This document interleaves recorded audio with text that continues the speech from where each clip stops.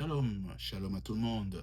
Que le Seigneur Jésus-Christ de Nazareth vous bénisse tous abondamment. C'est encore une immense joie d'être ensemble, rassemblés dans la présence de notre Père céleste, oui, notre Dieu tout-puissant. Et nous sommes dans sa présence aujourd'hui en ce tout nouveau jour, oui, qui est du 14 juillet 2026. Soyez bénis au nom de Jésus-Christ. J'espère que vos familles aussi sont bénies. J'espère que vos vies sont bénies. À jamais qu'il soit glorifié, ces grands dieux, pour tout ce qu'il ne cesse de faire et d'accomplir pour nous. Hosanna, ces grands dieux vivants. Oui, sans pour autant tarder, nous débutons et nous poursuivons avec notre pèlerinage dans notre travail de gagner les âmes aussi nombreux que possible, de faire accéder aux gens à la connaissance de la volonté de Dieu avec puissance afin que les gens soient sauvés. Et suis-moi dans ta parole et ta Bible à côté. Nous ici, nous sommes dans les Écritures. Et aujourd'hui, nous sommes dans le livre de Proverbes. Nous sommes dans le livre de Proverbes. Proverbe 23, chapitre 6. Proverbe 23, je vais dire, versets 6 à 8. Nous sommes dans le livre de Proverbes, chapitre 23, les versets 6 à 8. Je lis au nom du Seigneur. Ne mange pas le pain de celui qui a le mauvais œil et ne désire pas s'aimer délicat. 7. Car tel est son cœur, telles sont ses pensées. Mange et bois, te dit-il, mais son cœur n'est pas avec toi. 8. Le morceau que tu as mangé, tu le vomiras, et tu perdras tes douces paroles. Amen. Oui, que le Seigneur Jésus-Christ de Nazareth nous bénisse tous abondamment.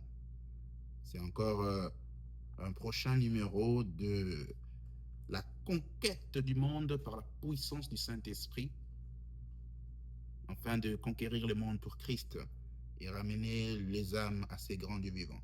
Et aujourd'hui, nous sommes en train de parler sur le cœur des hommes, le cœur des hommes. Si je peux intituler cette exhortation de cette façon, le cœur des hommes, le cœur des hommes. Et nous avons lu, vous et moi, un verset de base de Proverbes chapitre 23, les versets 6 au verset 8, où on parle de comment se méfier d'un cœur et d'une personne qui a un mauvais œil sur toi, un mauvais œil sur toi. Mais tout débute par le cœur. La description de Proverbe 23, les versets 6 à 28, Dieu nous parle et nous avertit à nous, ses enfants, comment est-ce que nous devons être prudents.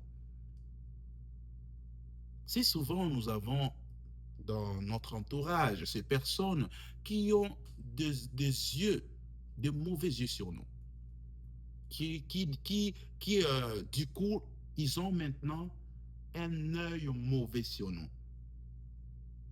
La provenance d'un œil mauvais sur une personne vient du cœur, comme le Seigneur est en train de nous parler dans le livre de Proverbes 23, les versets 6 à 8. Pourquoi le cœur? Parce que le cœur est le centre de toute chose. Le cœur est le cerveau moteur de l'existence d'une personne. Le cœur est la base de la vie d'une personne. Le cœur est la description d'une personne. Le cœur est donc le chef d'un homme. Le cœur décide ce qu'il doit faire, ce qu'il ne doit pas faire. Si souvent, lorsque nous nous mettons à faire ce que nous faisons, tout cela provient du cœur, comme on en a parlé dans les exhortations passées. Et même nos regards vont, je vais dire, même nos regards sont exprimés par ce qu'est le cœur, par ce qu'est le cœur. Tu veux connaître une personne, tu veux connaître les intentions d'une personne à ton égard, regarde ses regards, les regards de cette personne, regarde ses yeux, regarde son œil. Ainsi, tu comprendras que s'il y a l'hypocrisie ici, si cette personne te regarde d'un mauvais œil, s'il y a de l'hypocrisie, s'il y a la haine, s'il y a la jalousie, regarde la personne droit dans les yeux. Le cœur décide tout. Et vous comprendrez que même dans notre marche chrétienne ici, pour accéder au ciel ou accéder en enfer, tout dépend du cœur. Alors, frère Shaddai, pourquoi est-ce que tu parles d'accéder en enfer? Mais il faut le dire de cette façon. À la manière dont les gens sont et mènent leur vie, c'est quelque part que tu es en train d'aller. Toute personne est en train d'aller quelque part. Soit c'est au ciel que tu t'en vas, soit c'est en enfer. Ainsi, pour accéder à l'un de ces endroits que tu veux aller, c'est ton cœur qui prendra cette décision. Parce que dans le livre de Matthieu 5, le verset 8, il est écrit « Heureux ceux qui ont le cœur pur, car ils verront Dieu. » Pour accéder à voir Dieu, oh, c'est magnifique. Pour accéder à voir Dieu, la principale des choses que nous devons avoir, c'est de garder nos cœurs dans la pureté. Un cœur pur a déjà la facilité d'accéder à Dieu, à voir Dieu. Remarquez bien, on ne dit pas heureux ceux qui ont quoi? Les vêtements purs. Heureux ceux qui ont quoi? L'apparence de la piété, qui verront Dieu. Heureux ceux qui ont le cœur pur. Bon nombre de chrétiens que nous avons et que nous voyons aujourd'hui, ce sont des tombeaux blanchis. Et ici, je m'adresse plus à ces chrétiens qui sont centralisés dans l'apparence. Ceux-là qui se disent, nous sommes de la saine doctrine. Écoutez même la manière dont ils le disent. Nous sommes de la saine doctrine. Comme si la saine doctrine était une doctrine, était une religion. La saine doctrine ne veut pas dire que c'est une doctrine. La saine doctrine veut dire un mode de vie. La saine doctrine veut dire la vie de Christ dans les hommes. Mais vous remarquerez ceux-là qui parlent de la saine doctrine, ils en parlent comme si la saine doctrine était une religion. Et vous comprendrez que la plupart de ces personnes ont fait de la saine doctrine une religion. Parce qu'ils ont focalisé les hommes à l'apparence. Je vais te dire des choses qui seront mystérieuses. Il sera facile à une personne qui n'a pas encore découvert que l'apparence aussi doit recevoir sa part de pureté. Il sera facile à cette personne d'accéder au ciel lorsque celle-ci a rendu et a tellement concentré et focalisé son cœur dans la pureté. Il sera facile à cette personne d'accéder au ciel qu'à ces personnes qui ont focalisé leur pureté à l'extérieur et en ont oublié la principale de la base de la pureté. Tout commence de l'intérieur. Ce n'est pas le contraire. Ce n'est absolument pas le contraire. Et quand je parle de cette façon, je ne dis pas que tu dois négliger l'apparence extérieure. Je te dis, la première des choses auxquelles tu dois te focaliser, c'est l'intérieur. Car c'est l'intérieur, je vais dire, qui joue à tout, qui décide tout. La clé de l'éternité ne se tient pas à l'apparence extérieure. La clé de l'éternité se tient à l'intérieur. Premièrement, l'intérieur. Ainsi, vous voyez, le livre des 1 Thessaloniciens, chapitre 5, le verset 23, nous dit que le Dieu de paix vous sanctifie lui-même, tout entier, et que tout votre être, d'où est-ce qu'il commence, lorsqu'il commence à citer tout être de notre composition doit être irréprochable. Il commence par l'esprit. l'esprit, l'âme et le corps, et jamais le contraire.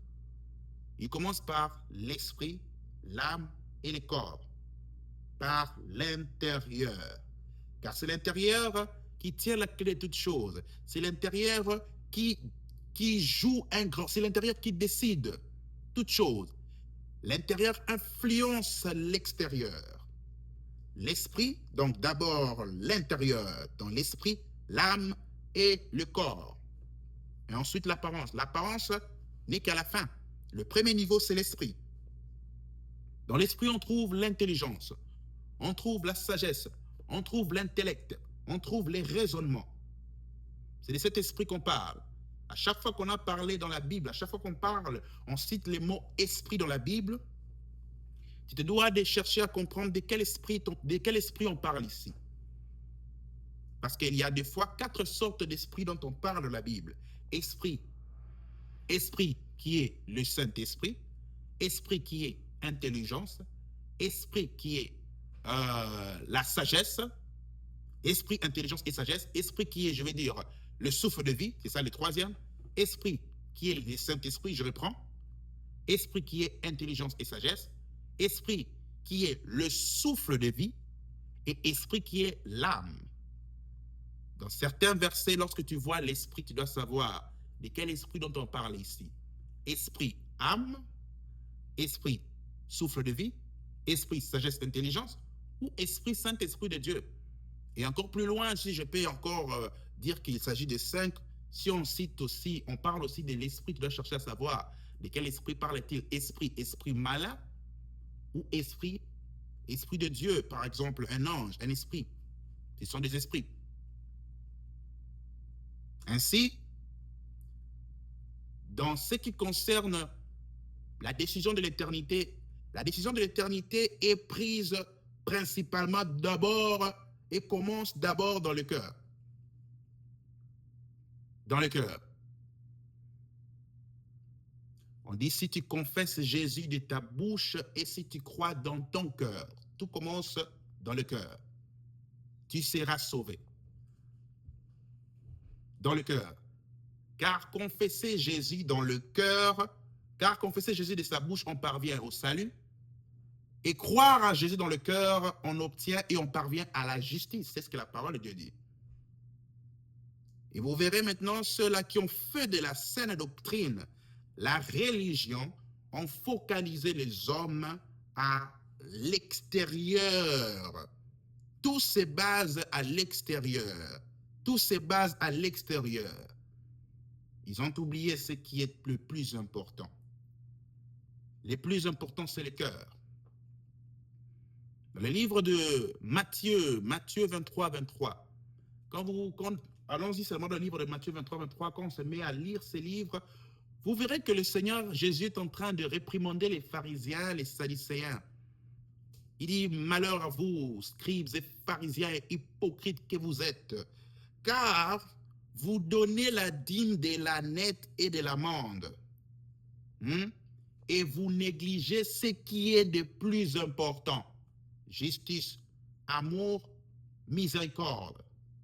C'est cela que vous deviez faire en premier, sans omettre, sans oublier les autres choses. Jésus ne néglige pas les autres choses, les choses extérieures, les dîmes, les choses extérieures, le parure. Mais il précise, c'est ce que vous devez faire en premier. En premier, il parle de l'intérieur. La justice, miséricorde et amour proviennent de l'intérieur. Sans omettre, sans oublier. Et donc, un homme qui est en train de bien se concentrer, à y travailler, à travailler dans son cœur, a plus de chances, je vais te révéler ceci, a plus de chances d'être sauvé que celui qui s'est focalisé à l'extérieur. Vous voyez comment est-ce que Jésus, il réprimandait les Sadducéens. Il s'est focalisé à ce qui était visible aux yeux des gens. Qu'on leur voit dans leurs robes, qui sont dépouillés, qu'elles sont dépouillées, qui donnent des dîmes, qui respectent les choses, la religiosité. Les gens sont devenus religieux et ils ont oublié ce qui était le plus important, le cœur d'abord, le cœur. Le frère Shaddai, est-ce que tu es en train de dire que ceux qui négligent l'extérieur seront sauvés? Je ne dis pas que ceux qui négligent l'extérieur, Jésus-Christ dit que sans omettre, sans oublier, je ne dis pas que ceux qui négligent l'extérieur seront sauvés. Ce que je t'ai dit, c'est d'arrêter d'être religieux. Ce n'est plus la sainte doctrine, c'est la religion. La sainte doctrine est un mot, est un style de vie. C'est une communion, c'est une relation avec Dieu. Une communion avec Dieu. Une intense communion avec Dieu. Ce n'est pas une religion. C'est la vie de quelqu'un que tu es en train de recopier. Vous comprenez? Je ne dis pas qu'il faut négliger ça. Non, il dit sans omettre, sans oublier. Mais lorsque tu as maintenant oublié ce que le Seigneur Jésus a lui-même cité, justice, droiture, miséricorde, amour, lorsque tu l'as oublié, tu tombes dans la religion. Et c'est ça, ce sont là le piège du diable. Le piège du diable. Ceux qui ont maintenant compris ces choses, il y a beaucoup de chrétiens qui n'ont pas encore découvert l'extérieur, qu'il ne fallait pas non plus découvrir, qu'il ne fallait pas non plus négliger l'extérieur, mais qui sont déjà prêts intérieurement. Et c'est ce que je t'enseigne en t'apprenant, que la plupart de ces personnes-là ont plus de chances à être sauvées que ceux qui sont focalisés à l'extérieur et ont oublié ce qui était le plus important, comme Jésus parlait et s'adressait aux pharisiens. Voilà pourquoi vous verrez, ces pharisiens-là n'ont pas été sauvés et n'ont pas reconnu Jésus. Parce que pour pouvoir reconnaître Jésus-Christ, il fallait être dans l'intimité. Il fallait être dans la vie de Dieu, dans l'intimité. Seuls les hommes intimes, dans le cœur, il ne fallait pas être religieux. Seuls les hommes intimes dans le cœur, ont reconnu Jésus. Et ces personnes-là, c'est étonnant de voir que c'était des pécheurs. Pierre, toutes ces personnes-là. C'est eux qui ont connu Jésus, parce qu'ils connaissaient Jésus dans les secrets. Ils connaissaient Jésus dans leur cœur, le cœur. C'est ça le centre de toute chose. Ça détient la clé de toute chose. Le cœur. Parce qu'une personne qui a compris de transformer son cœur n'aura pas du mal à transformer son apparence. Une personne qui a compris qu'il faut transformer le cœur, mais focaliser dans le cœur, n'aura jamais le mal à transformer son entourage, son apparence. Il n'aura jamais ce mal-là. Plusieurs le font maintenant par contrainte. On ne fait pas les choses par contrainte, tu finiras qu'en enfer. Lorsque tu te mets à te débarrasser des choses extérieures, t'assurer que les choses extérieures sont bien faites, tu oublies l'intérieur. Tu vas te rendre compte que tu fais ces choses-là non pas parce que tu aimes le faire, mais tu fais ces choses-là parce que c'est comme des règles. C'est maintenant des règles. Et c'est une religion. Alors qu'avant de commencer à faire ces choses, tu te dois d'aimer. Aimer celui qui t'a dit de le faire. Aimer les préceptes de celui qui te dit de le faire. Et pouvoir parvenir à cet amour de faire ce que Jésus te dit de faire. À aimer cela, c'est seulement dans la relation, dans l'intimité. C'est seulement dans le cœur que tu pourras le faire. Ainsi, toutes les choses que tu fais à l'extérieur, toutes les choses que tu fais, crois-moi, si dans ton cœur tu le fais juste pour le faire, tu n'aimes pas le faire, parce que tu le fais parce qu'il faut que je le fasse, tu finiras en enfer. David dit, je me réjouis lorsqu'on dit, allons dans la maison du Seigneur. Si aller à l'église, c'est parce que pour toi, c'est juste une obligation et non pas c'est un cri d'amour que tu pousses. Ah, il faut que j'aille voir le Seigneur. Tu es religieux. On ne part pas à l'église parce que c'est une obligation. On ne part pas à l'église parce que c'est une obligation. On ne prie pas, on ne médite pas parce que c'est seulement une obligation. Non, parce que tu aimes faire cela. Parce que tu es en relation avec quelqu'un. Ainsi, le cœur C'est le centre de tout, comme Matthieu 5, le verset 8 dit. Et donc, cela va de pair avec Hébreux 12, le verset 14. Matthieu 5, le verset 8 dit, heureux c'est que le cœur pur, car ils verront Dieu. Hébreux 12, 14 dit, recherchez la paix avec tous et la sanctification, sans laquelle personne ne verra le Seigneur. Heureux c'est que le cœur pur, car ils verront Dieu. La sanctification, sans laquelle personne ne verra le Seigneur. Et donc, Hébreux 12, 14 et Matthieu 5, 8 ne font que se compléter. La sanctification dans Hébreux 12, 14 nous apprend que sans laquelle personne ne verra le Seigneur est tout simplement la pureté du cœur. Ça vaut pareil. La pureté du cœur. Par la pureté du cœur, nous obtenons la sanctification. Et cette sanctification du cœur devra sortir, parce que c'est de là que ça commence, devra sortir pour accomplir maintenant le 1 Thessaloniciens 5, le verset 23. Que le Dieu de paix, comme je l'ai dit, vous sanctifie lui-même tout entier, que tout votre être, l'esprit, la sanctification de l'obtenance du cœur pur, esprit, âme, car l'âme est liée au cœur, devra sortir au corps. Tout ce qui sera maintenant autour de toi. Mais ne jamais oublier que ça commence de là. Car la sainte doctrine n'est pas une religion, c'est une relation. Une relation avec le Seigneur. Et c'est étonnant de voir ce que le livre de Proverbes nous dit par la puissance du Saint-Esprit venant de la bouche de Salomon. On dit, ne mange pas le pain de celui qui a le mauvais œil, et ne désire pas s'aimer délicat, car tel est son cœur, telles sont ses pensées. Mange et bois, dit-il, mais son cœur n'est pas avec toi. Un homme peut être là assis devant toi, mais regardez les choses dont on dit qu'il n'est pas avec toi. Il peut être là assis avec toi, mange et bois. La nourriture dont on parle ici, c'est tout ce qui est à l'extérieur. Tout ce qui est à l'extérieur, tout ce qu'un homme, tout ce que ce monde peut offrir, tout ce que les hommes peuvent offrir à leur prochain, c'est tout ce qui est à l'extérieur. Mais le plus important chez Dieu, ce n'est pas ce qui est à l'extérieur. Ce n'est pas ce que l'homme peut offrir extérieurement. Ce qui est le plus important chez Dieu, c'est ce que l'homme peut offrir à son frère homme, qui est son cœur. Ça ne servirait à rien d'être là dans le manger extérieur de tout ce qui peut être offert.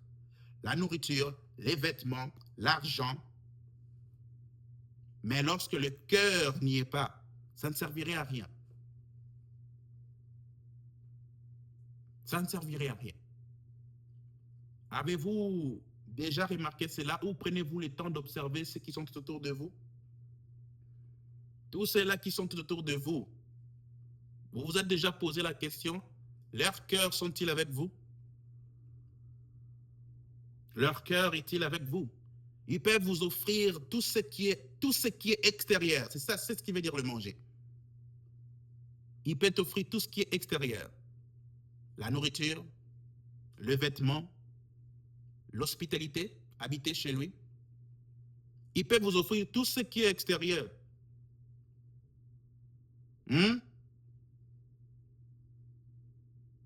Ils peuvent vous offrir tout ce qui est extérieur. Ils t'achètent une maison, une voiture, vous allez en voyage, ton petit copain, ton petit péché qui t'appelle copain, ton père, ta mère, tes frères et sœurs en Christ, tout ce qui est extérieur. Son cœur est-il avec toi? Et Jésus regarde quoi? Il regarde le cœur. Jésus, dans la communion fraternelle, ce qui impressionne Jésus, ce n'est pas les apparences extérieures, les paroles extérieures. Et l'église primitive des Actes des Apôtres était impressionnant. Hein? Quand vous voyez tout ce qu'ils faisaient extérieurement, c'était parce que chacun partageait son cœur à son prochain. Ce qui était extérieurement n'était pas que des choses, qu'on puisse voir. Ce n'était pas que des choses qu'on doit impressionner l'autre. Ce n'était pas qu'une forme de façade. Ce qui était exprimé extérieurement venait du cœur. Ce qui impressionne Jésus, c'est le cœur de l'autre qui est donné à l'autre. Le cœur de l'autre qui est donné à l'autre. Ce qui impressionne Jésus, c'est ça. Ça ne servirait à rien. Ça ne servirait à rien de donner ce qu'on fait là, quand le cœur n'y est pas. Vous n'avez rien fait. Ça ne servirait à rien. Ah, bien aimé, le centre de toute chose, c'est le cœur.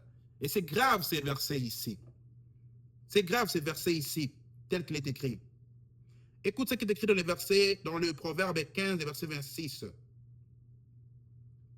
Proverbe 15, verset 26 nous dit, les pensées des méchants sont en abomination à l'Éternel. Les pensées des méchants sont en abomination à l'intérieur. À l'Éternel, je vais dire, toutes mes excuses. Le centre de toute chose, c'est le cœur. Peu importe combien est grand l'Église, peu importe combien est grand votre famille, peu importe combien est grand vos amis, vos amitiés, vos camaraderies, vos groupes des jeunes, groupes de ceci, le cœur des hommes, comment sont-ils là? Vous savez pourquoi est-ce que le Seigneur Dieu a détruit le monde par les eaux du déluge? Beaucoup lisent ou connaissent l'histoire de Noé, mais beaucoup ne savent pas. Pourquoi Dieu a détruit les hommes, a détruit l'homme, a détruit le monde par les eaux du déluge? Dieu n'a pas détruit le monde, les hommes de ce temps-là, par les eaux du déluge, tout simplement parce que les hommes commettaient des actes. Non. Nous allons lire toi et moi. La première des choses que Dieu avait fait qu'il puisse détruire, la première des choses qui est venue dans la tête de Dieu, qui a donné à Dieu cette idée, cette pensée d'exterminer les hommes par les eaux du déluge, c'était venant du cœur des hommes. C'était le cœur. Voilà pourquoi je te dis, le cœur, c'est la clé. C'était le cœur. Avant que les hommes passent aux actes d'abomination qu'ils commettaient, le cœur. Lisons. Genèse chapitre 6, le verset 5. Dieu vit que la méchanceté des hommes était grande sur la terre. La méchanceté, c'est la nourriture, tout ce qui est extérieur. Ce sont les actes, les choses extérieures. Il a vu que tout cela était grande. Mais il nous précise l'origine de cette méchanceté qui lui a influencé à prendre la décision de détruire. Où est-ce que cela a commencé? Et que toutes les pensées de quoi? De leur cœur n'étaient que mauvaises en tout temps. Ah, bien-aimé, toutes les pensées de leur cœur. Vous voyez pourquoi est-ce que la méchanceté s'était répandue dans la surface de la terre? À cause, cela provenait d'où? Des pensées d'abord, des pensées des hommes. Avant que cela puisse revêtir la chair par des actes d'abomination, de violence, cela a commencé dans le cœur. Dieu a détruit le monde par les eaux du déluge, commençant par le cœur. Il a juste vu le cœur des hommes et il s'est dit, c'est pas possible. Mieux vaut ne pas les laisser, mieux vaut ne pas laisser ces hommes en vie. Car ce qu'ils pensent là, ils vont sûrement le mettre en pratique. C'est comme ça que la destruction d'un homme commence. Regarde la communion fraternelle, toutes ces choses, tout. Tout commence par le cœur. Ce qu'ils pensent là, ils vont sûrement le mettre en pratique. Et Dieu se met déjà à détruire. Tout commence par le cœur. Quand les hommes parviennent à empoisonner les autres, tout a commencé par le cœur. Tout a commencé par le cœur. Car le cœur tient la clé de toutes choses. Ainsi, le livre de Matthieu 15, le verset 19 nous révèle ceci. Car c'est du cœur. C'est du cœur. Le livre de Matthieu, chapitre 15, le verset 19. Il est écrit ceci. Car c'est du cœur que viennent les mauvaises quoi? Les mauvaises pensées. Quoi d'autre? Le meurtre, les adultères, les impuretés, le vol, les faux témoignages, les blasphèmes. car c'est du cœur que viennent toutes ces choses. Ces méchancetés, cette manière de servir à quelqu'un de la nourriture et cet œil mauvais que tu as sur la personne. C'est du cœur que viennent toutes ces choses-là. Marc chapitre 7, les versets 21 nous précise encore. Je vais aller dans Marc chapitre 7, les versets 21. Il est écrit, car c'est du dedans du cœur des hommes que sortent les mauvaises pensées, les adultères, les impuretés, le meurtre, vol, convoitise, méchanceté, tromperie, lascivité, mauvais œil. Oh, mauvais œil. Ça vient d'où? Du cœur. Mauvais œil. Quoi?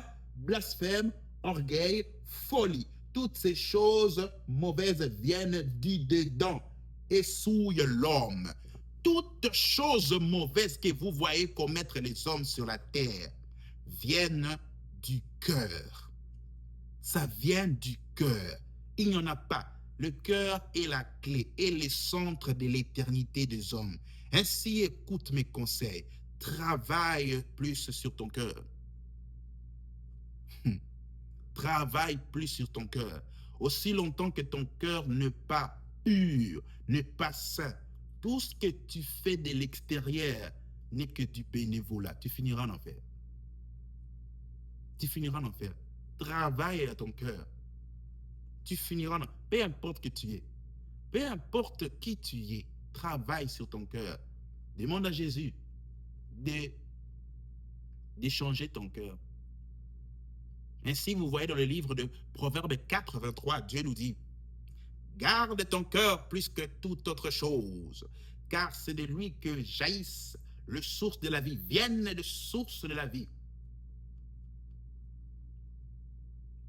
Dans cette marche chrétienne, ce pèlerinage dont nous nous dirigeons vers le ciel, la grande des choses que tu dois plus y travailler et garder soigneusement, c'est ton cœur. Car c'est de lui que viennent les deux chemins, le ciel ou l'enfer. Une fois que ton cœur a changé de direction, c'est fini, c'est l'enfer. Une fois que ton cœur n'est pas pur et saint, c'est fini, c'est l'enfer. Peu importe le nombre de dîmes que tu as mis, peu importe la robe que tu as mis depuis la tête jusqu'aux orteils. Une fois que ton cœur n'est pas pur, c'est l'enfer. Concentre-toi sur le cœur. Je ne te dis pas de négliger. Je te prêche comme le Maître Jésus-Christ m'envoie, sans omettre. Je ne te dis pas de négliger l'extérieur, mais tu es dans la religion. Parce que c'est dans ça que tu as concentré ta vie chrétienne. Tu es un religieux. Tu es un religieux. Nous entrerons dans la profondeur pour expliquer ces choses. Tu es un religieux. Le cœur. Le cœur. Vous allez, vous serez surpris de voir la plupart de ces personnes, de ces femmes-là, qui n'ont pas de choses extérieures, mais qui finissent au ciel. Mais vous qui avez découvert qu'il ne faut pas, porter ceci, il ne faut pas porter cela, vous finissez en enfer. Parce que vous avez mal compris la sainte doctrine. Vous en avez fait une religion. Ce n'est pas une religion, c'est une relation avec Dieu. La sainte doctrine, regardez comment est-ce qu'ils le disent. Nous sommes ceux de la sainte doctrine. Tu penses quoi? C'est quoi? C'est une religion? Comme ceux-là qui disent, vous n'êtes pas différentes ou différents de ceux qui disent, nous sommes de quoi? Nous sommes les musulmans. Vous pensez que c'est une religion? Vous pensez que c'est une religion? Les apôtres l'ont appelé que c'était une religion. Les apôtres se présentaient de cette façon, disant que nous sommes de la sainte doctrine. Ils disaient que nous sommes des chrétiens, nous suivons Jésus. Mais vous, dans cette terre, garde ton cœur plus que tout, car c'est du cœur viennent les deux décisions, les deux directions, la vie ou la mort, la vie ou la mort. Garde ton cœur de la convoitise des yeux, convoitise de la chair, l'orgueil de la vie, l'amour du monde, de la vanité, des parures. Ton cœur, si ton cœur aime les choses parures extérieures, Même si tu t'en débarrasses physiquement, tu finiras en enfer. Tu savais ça? Ton cœur doit commencer à détester cela. Ainsi, vous voyez certaines dames, certaines personnes qui se sont débarrassées de ces choses, mais lorsqu'ils regardent ces choses, ils regrettent. Ils s'imaginent quand j'étais en ces temps-là, si je mettais ces pantalons, comment qu'est-ce que je serais? Tu n'as jamais encore abandonné. Ton cœur a toujours ses accessoires, quand bien même tu ne l'as pas physiquement. Dieu ne jugera pas les choses comme vous le pensez. Dieu jugera ce qui est dans le cœur. Premièrement, c'est comme ça. Les 3 niveaux de sainteté que nous explique 1 Thessaloniciens 5, le verset 23, ce sont les 3 dimensions du jugement dernier. Commençons d'abord par le cœur. Si déjà dans le cœur, on voit ça, on voit le parir, même si de l'extérieur tu n'en as pas. Si dans le cœur, tu as cet amour des choses, quand tu le vois, tu t'imagines, tu y penses. Même si tu n'en as pas extérieurement, tu finiras en enfer. Voilà pourquoi le cœur doit haïr les choses de ce monde. Le psaume 97, le verset 10 avait raison. Vous qui aimez l'Éternel, haïssez le mal. Et vous voyez 1 Jean chapitre 2, le verset 15 à 17, complète le psaume 97, le verset 10. N'aimez point le monde, ni les choses qui sont dans le monde. Oh, l'amour vient d'où? L'amour ne vient pas de l'extérieur, l'amour vient du cœur. Et Dieu s'attend que le cœur ne doit pas aimer le monde et toutes ces choses que tu te débarrasses. Ainsi, ainsi, il y a des gens, tu peux te débarrasser. Les gens qui se débarrassent de toutes ces choses-là, mais dans leur cœur, ils aiment encore ça. Tu n'as rien fait. Tu n'as rien fait. Attends, là, d'enfer. Tu t'es débarrassé d'aller en boîte, mais dans ton cœur, tu aimes encore ça. Tu n'as rien fait. Tu t'es débarrassé de la cupidité, de l'amour de l'argent, de l'égoïsme, de l'hypocrisie, des arrière-pensées. Mais dans le cœur, tu aimes encore ça. Parce que tu le fais toujours dans le cœur. Tu t'imagines. Oh, tu fermes même les yeux en t'imaginant. Tu n'as rien fait. N'aimez point le monde, ni les choses qui sont dans le monde. Si quelqu'un aime le monde, l'amour du Père n'est point à lui. Car ce qui est dans le monde, la convoitise des yeux, la convoitise de la chair, l'orgueil de la vie, ne vient point du Père, mais du monde. Le monde passe et se convoitise aussi. Mais c'est lui qui fait la volonté de Dieu demeure éternellement. Où est-ce qu'on commence à faire la volonté de Dieu? Listen, écoute très bien ce que je suis en train de te révéler. On commence à faire la volonté de Dieu non pas en pratiquant, non. On commence à faire la volonté de Dieu dans le cœur. Car beaucoup pratiquent des choses qu'ils détestent. Yeah, yeah, yeah, yeah, yeah. Ce n'est pas quelque chose à rire. Que le Seigneur me pardonne si je suis en train de rire. C'est quelque chose de grave. On commence à mettre en pratique la volonté de Dieu, non pas en pratiquant. On commence à mettre en pratique la volonté de Dieu dans le cœur. Tu dois aimer pratiquer les choses de Dieu dans ton cœur. Tu dois aimer d'abord les commandements de Dieu dans le cœur. Si tu fais des choses que Dieu a prescrites dans la Bible sans les aimer, tu es en train de ne rien faire. Tu iras en enfer. Tu iras en enfer. Tu es en train de ne rien faire. Cette fille chrétienne en haut, cette fille chrétienne, c'est comme ça. Oh, moi je suis. Pourquoi? Pourquoi je dis ça? Tu remarqueras que tu ne fais que faire ces choses pour rater le fait de l'enfer. Tu ne fais que faire ces choses pour que tu ne puisses pas aller en enfer. C'est comme ça que ta vie chrétienne sera stagnée à faire ce que Dieu est en train de demander de faire afin de ne pas entrer, afin de ne pas être jeté en enfer. Tu n'as rien compris. Tu ne fais pas tout ce que Dieu te dit de ne pas faire là. Non pas pour que seulement, je précise, pour que seulement tu ne puisses pas te jeter en enfer. Tu fais tout ça parce que tu l'aimes. Tu fais ça parce que tu l'aimes. Tu es en relation avec lui. Si je ne fais pas ça, la personne que j'aime sera vexée. Tu ne fais pas ça pour qu'il te jette en enfer. Tu fais ça parce que tu l'aimes. Et beaucoup iront en enfer comme ça.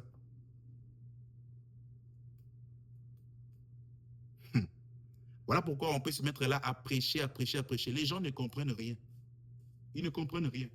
Et ils pensent que tu les enseignes comment être religieux.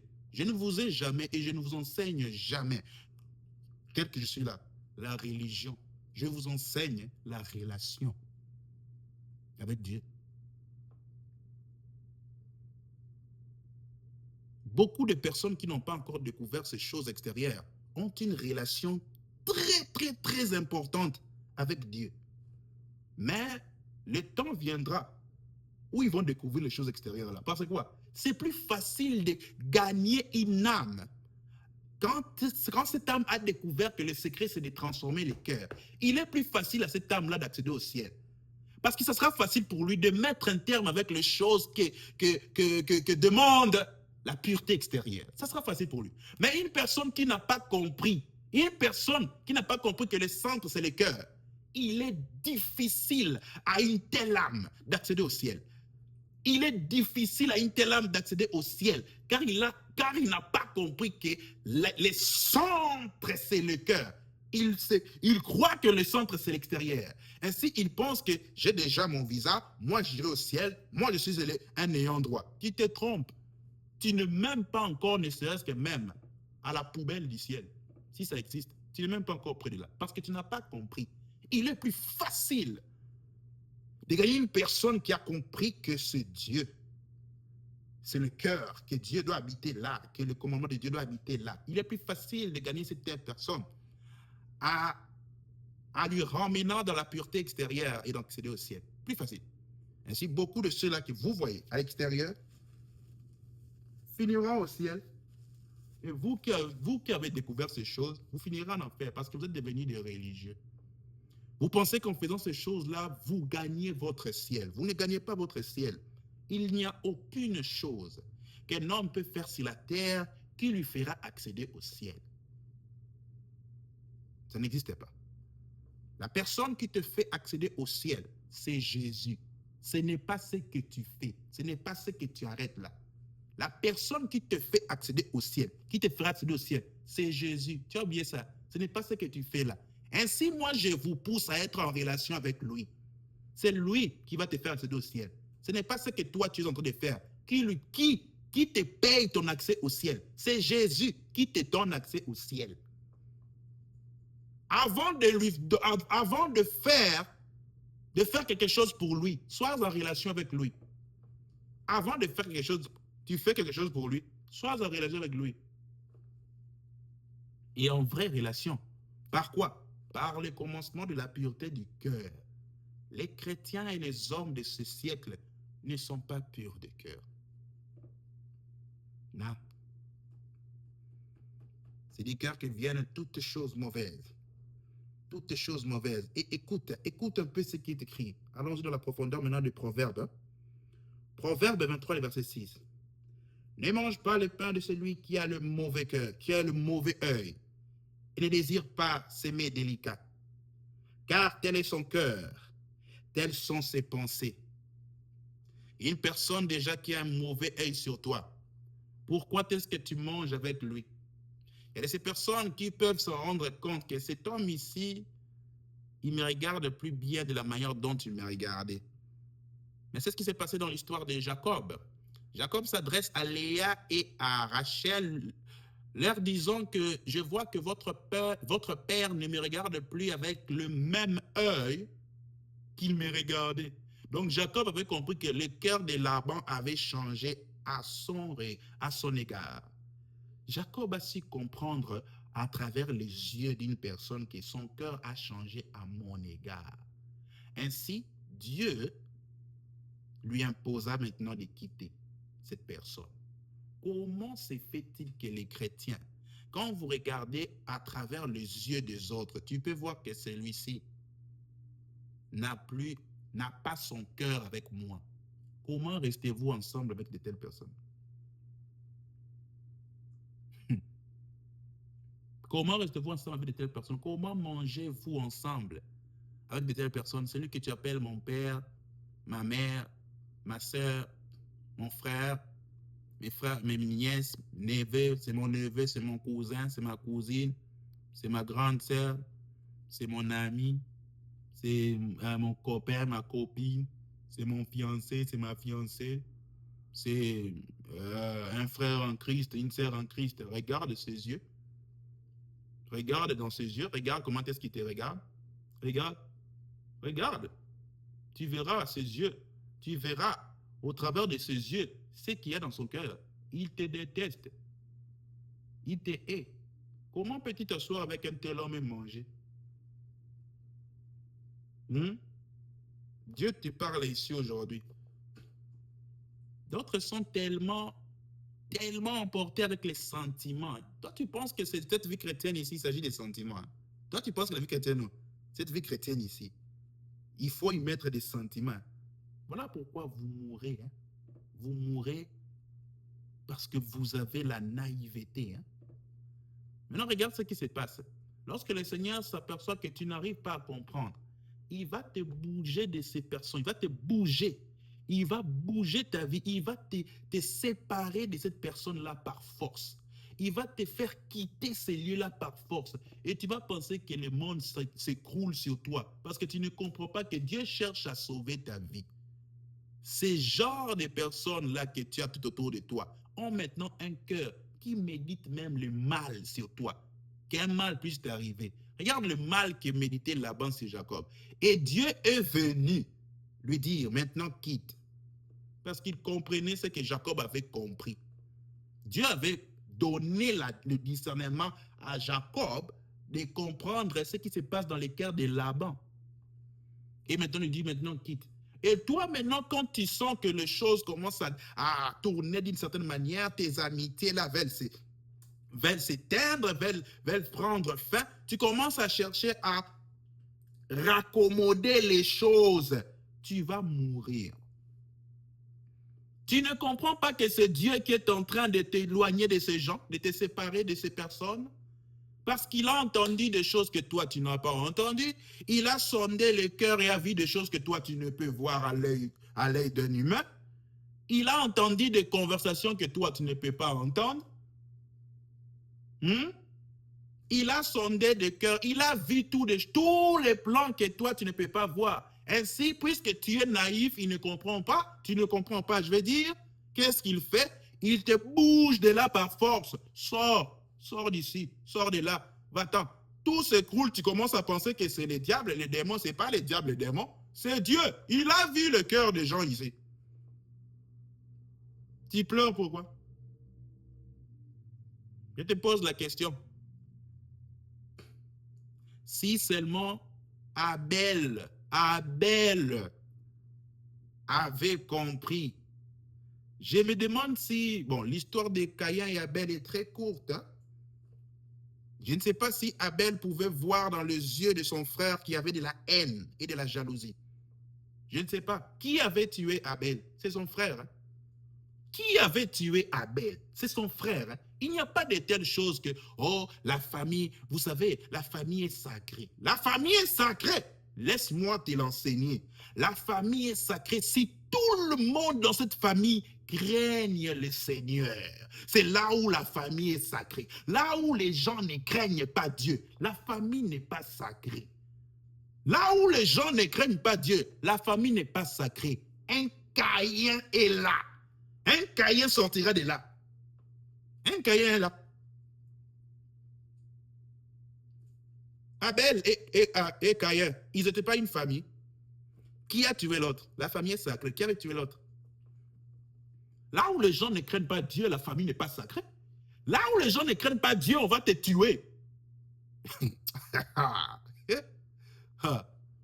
ne veux pas que quand je me mets un peu à faire un rire, là, tu penses que c'est quelque chose, c'est comme si c'était de la blague. Hein? Dieu te parle comme ça parce qu'il se peut que toi, tu me suis là, tu es sur le point de mourir. Parce que tu penses que quoi? La famille, elle est sacrée. Là où les gens ne craignent pas Dieu, tu parles du sacré. Là où les gens ne craignent pas Dieu, tu parles du sacré. Tu parles du sacré. Là où les gens ne craignent pas Dieu, tu parles du sacré. Qui avait tué Abel? Qui avait tué Abel? Tu vois que cette personne ici, même quand il est en train de te donner quelque chose, tu regardes ses yeux, c'est comme s'il ne veut pas. Mais tu prends quand même. On te dit quoi? Ne mange pas le pain de celui qui a le mauvais œil. Quand des fois, regardez quand quelqu'un veut te faire un cadeau, quand tu demandes à quelqu'un quelque chose, quand quelqu'un te donne quelque chose, que ce soit en famille, communion fraternelle, à l'église, amitié, quand quelqu'un te donne quelque chose, regarde son œil, regarde son attitude. Si souvent, les expressions du cœur se manifestent au visage, mais on ne prête pas attention à ces choses-là. On ne prête pas attention à ces choses-là. On se dit seulement, ah, là c'est son problème, si lui ne veut pas, il ne veut pas, mais moi j'ai pris. Dieu te dit ne prends pas. Je vais continuer la suite pour que tu comprennes pourquoi il te dit de ne pas prendre. Un cœur qui n'est pas avec toi ne peut pas te donner quelque chose sans qu'il y ait des répercussions. Jamais. C'est ça le principe de la vie. Non pas seulement de la vie chrétienne, de la vie. Tu dois faire quelque chose venant de ton cœur. Cette personne doit faire quelque chose venant de son cœur. Un cœur qui te donne quelque chose de tout son cœur reçoit des bénédictions. La chose que tu vas prendre d'un cœur pur, la chose que tu prendras venant d'un cœur pur sera pure et les bénédictions vont t'accompagner. Mais un cœur qui te donne avec malignité, méchanceté, ce sont les malédictions que tu auras. Ce sont les malédictions que tu auras. Regarde le cœur. Regarde comment est-ce qu'il te donne. Tu as demandé quelque chose. Regarde comment est-ce qu'il te l'a donné. Regarde les textes qu'il a fait à la fin. Toi, tu aimes seulement me déranger, prends seulement ça. Quelqu'un a dit, toi, tu aimes seulement me déranger, prends seulement ça et tu prends. Tu penses que l'argent que tu as pris là, avec un murmure qui a précédé, sera bénéfique pour toi, là où tu vas? Prends seulement ça. Ah, je ne vais pas. Quand déjà quelqu'un te dit, je ne vais pas, ne force plus. Pourquoi tu forces? Quand déjà quelqu'un te dit, je ne vais pas, ne force plus, pourquoi tu forces? Écoute très bien ce que je suis en train de te dire. Hein. Ne mange pas le pain de celui qui a le mauvais œil, et ne désire pas ses mets délicats, ne désire rien de lui. Il y a de ces personnes qui envient que les gens qui ne partagent pas. Un homme qui ne partage pas, tu l'envies, pourquoi? Car tel est son cœur, telles sont ses pensées. Mange et bois, te dit-il, mais son cœur n'est pas avec toi. Ah, il y a de ces personnes, mange. Il te dit aussi, oh, prends, non? Il rit. Ce sont là maintenant des hypocrites. Prends, non? Viens, non? Je vais faire ceci. Mais son cœur n'est pas avec toi. Son cœur n'est pas avec toi. Il te dit, je vais t'aider, je vais faire ceci, je vais faire ceci, allons-y faire cela, je vais te donner ça. Mais son cœur n'est pas avec toi. Consultez-vous le Seigneur. Est-ce que vous consultez le Seigneur avant d'accepter des présents, de certaines personnes? Consultez-vous le Seigneur avant d'accepter un présent venant du Seigneur, de ces personnes, je vais dire. Est-ce que vous consultez le Seigneur? Écoute ce qui est écrit dans le verset 8. Le morceau que tu as mangé, tu le vomiras et tu perdras tes douces paroles. Ah. Tu vois la conséquence? Lorsque tu es entouré de personnes qui te regardent d'un mauvais œil, mais qui te rendent service, mais qui sont là, qui t'assistent, mais leur cœur n'est pas avec toi, ta vie ne sera que ruine. Parce que quoi? Ce qui vient de leur cœur, ce qui vient de leur cœur ne fera que t'accompagner. Puisque de leur cœur vienne le mal, puisque dans leur cœur, on ne trouve que de mauvais desseins, puisque leur cœur n'est pas avec toi, la chose qu'ils te donnent sera accompagnée de choses mauvaises, des malédictions. Sera accompagné de malchance, des échecs, des vomissements. Il dit quoi? Tu vomiras. Le morceau qu'il t'a donné, tu le vomiras. Vomir veut dire quoi? Vomir ici veut dire que c'est... Regardez la nature du vomissement. Est-ce quelque chose de bien? Quand, après avoir vomi, quand tu regardes ton vomissement, est-ce quelque chose de bien? C'est sale, non? C'est quelque chose de sale. C'est ça les résultats que tu auras là où tu vas avec ce qu'il t'a donné sans que son cœur puisse t'accompagner dans ce que tu fais. Tu auras que le résultat du vomissement. Voilà pourquoi il ne faut pas se fier aux bénédictions des gens. Il y a de ces personnes, il vient, il te bénit. Son cœur est avec toi. Il y a de ces malédictions qui se déguisent en bénédiction lorsque ça sort de la bouche des gens. Quand quelqu'un te bénit là, il te bénit là, tu penses qu'il te bénit? Il ne te bénit pas. Il y a de ces personnes qui ne te bénissent pas. Puisque son cœur n'est pas avec toi, il te maudit. Que ce soit ton père, ta mère, tout ça, il te maudit.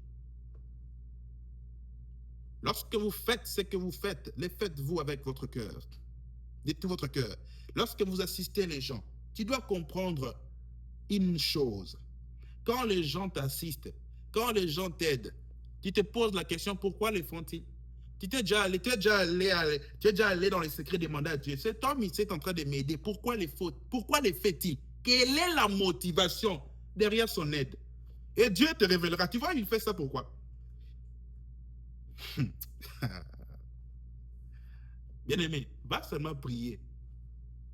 Va prier. Cette personne qui veut t'aider, tu sais pourquoi il veut t'aider? Tu sais pourquoi il le fait? Tu sais, son cœur est avec toi. Tu sais ce qu'il attend de toi. Tu sais. Le cœur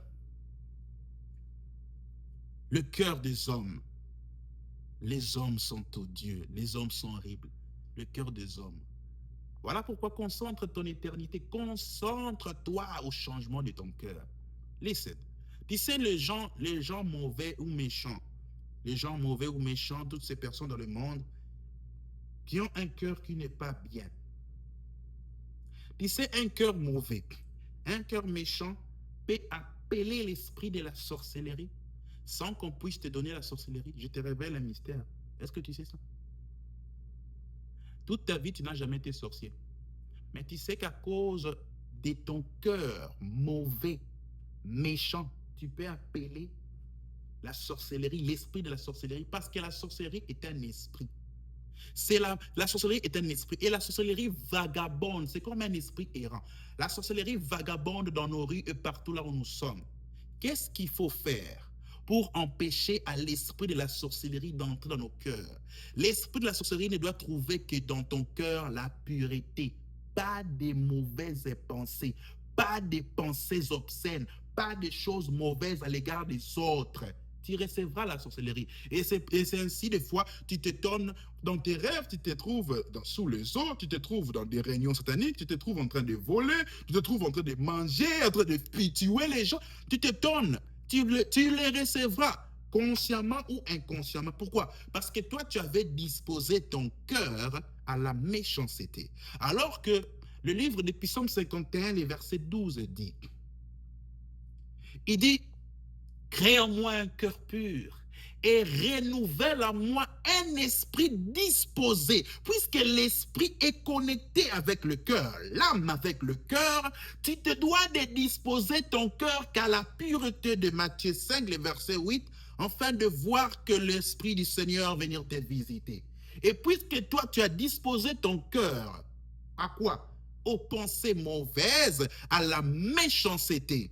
Ah, bien-aimé. Et tel que le livre de Proverbes 4, le livre de Proverbes, je vais dire, le livre de Proverbes nous dit, ce n'est pas dans le Proverbe 4, mais le livre de Proverbes nous dit ceci. Les pensées mauvaises sont en horreur à l'Éternel. Proverbe 15, verset 16. Les pensées mauvaises, les pensées des méchants, les pensées mauvaises sont en horreur à l'Éternel. Quand tu es en face des personnes qui n'ont que des pensées mauvaises à l'égard, ces personnes-là disposent leur cœur à la sorcellerie. Une personne qui a toujours des pensées mauvaises, tu penses que recevoir, je t'enseigne et je te révèle un mystère. Tu penses que tu peux recevoir la sorcellerie que seulement si on te donne une nourriture, tu manges? La sorcellerie est un esprit. Les personnes qui sont sorciers ont l'esprit de la sorcellerie. Comment recevoir la sorcellerie? Tu sais que tu peux recevoir la sorcellerie par la disposition de ton cœur qui est en mal, puisque c'est un esprit. Comment est-ce que quelqu'un peut recevoir l'esprit du meurtre? il tue quelqu'un. Lorsqu'il a disposé son cœur à méditer de faire le mal à cette personne, et l'esprit de la mort, de la quoi? L'esprit des morts, l'esprit du meurtre entre, tue-le, passe en acte. La même chose avec les mauvaises pensées. Lorsque tu disposes ton cœur avec les mauvaises pensées, les pensées de jalousie, parmi les fruits de la sorcellerie, les pensées de méchanceté, parmi les fruits de la sorcellerie, les pensées de quoi? De commérage, des commérages, de commérages, les pensées de méchanceté, les pensées de malédiction, maudire les gens avec ta bouche. Tu as disposé ton cœur quoi? À la sorcellerie. Il y a des armes de la sorcellerie. Lorsque tu disposes ton cœur à la méchanceté, au péché, tu te livres aussi aux esprits de la sorcellerie. Ainsi, beaucoup d'entre vous, vous êtes des sorciers inconscients. D'autres sont conscients. D'autres sont conscients. Tu es un sorcier inconscient ou d'autres sont conscients. Pourquoi? Tu as disposé ton cœur à la méchanceté, les arrières, les mauvaises pensées. Et ainsi, tu as reçu la sorcellerie, la jalousie, les rivalités, les compétitions, les concurrences, l'orgueil, l'arrogance, la vantardise, l'incrédulité, la haine, les dispositions du cœur livrées à la sorcellerie. Bien-aimés, les pensées mauvaises sont en horreur à l'Éternel. Dieu a détruit le monde par les pensées, à cause des pensées. Tu vois comment est-ce que tu joues avec les pensées? Tu vois comment est-ce que tu t'amuses avec ceux qui sont autour de toi? Dieu cherche à te sauver. Tu penses que c'est le diable. Regarde les visages, regarde les gens. Dieu cherche à t'épargner. Mais tu t'en rends pas compte. Tu dis que Dieu est contre toi. Ton cœur. Ton cœur. Il n'y a pas de telle chose. Oh, ça c'est qui? Ça c'est qui? Ça c'est mon frère. Va demander à Dieu. Focalise ta vie. As-tu conscience de ce que j'ai prêché? Ce que j'ai exhorté? Dispose ton cœur qu'à la pureté, afin d'accéder au ciel. Tout ce que tu peux faire là, si ton cœur n'est pas pur, tu finiras en enfer. Laisse tomber. Si ton cœur, laisse tomber. Le Seigneur Jésus-Christ t'a parlé aujourd'hui. Je ne vais pas tirer cette exhortation, je ne sais pas moi combien de minutes. C'est presque déjà 1 heure. Nous y reviendrons. Certaines exhortations, il faut y aller dans la prédication et enseignement. Nous y reviendrons pour que tu comprennes ce que tu fais lorsque tu disposes ton cœur à des arrière-pensées. Tu es devenu un sorcier.